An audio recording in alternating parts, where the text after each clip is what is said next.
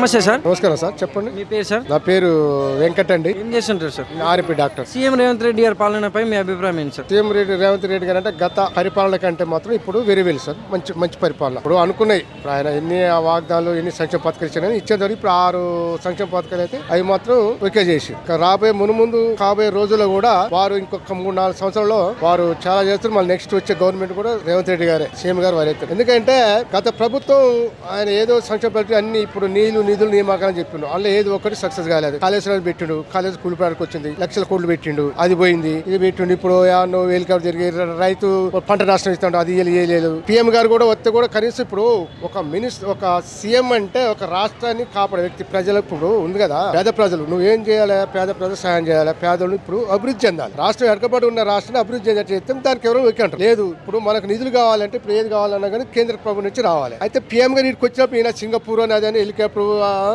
విమానం ఎక్కిపోయేది 3 లేదు. కానీ ఈ గవర్నమెంట్ ఇప్పుడు సీఎం ఇప్పుడు రేవంత్ రెడ్డి గారు మాత్రం పోయి కొట్లాడు. ఎందుకంటే ఇప్పుడు రాష్ట్రం అప్లపాలు చేసిపోయిండు, అవునా కదండి. అయితే అప్పుడు ఏం చేయాలి, ఇప్పుడు మనకు నిధులు రావాలి, మనకు ఇప్పుడు నిధులు కానీ ఇది కానీ రోడ్లు కానీ మరమ్మతి కావాలంటే పిఎం గారి సాలతో పిఎం గారు ఇప్పుడు కేంద్ర ప్రభుత్వం నుంచి రావాలి బడ్జెట్. కాబట్టి వీరు మాటిమాటికి డైలీ పోవటం, పిఎం గారిని కలవటం చేయటం, నిధులు ఇప్పించుకోవడం చేస్తాం మాత్రం మంచి చేస్తారు. పరిపాలన చాలా బాగుంది. Thank you sir. Okay sir, thank you. నమస్తే సార్.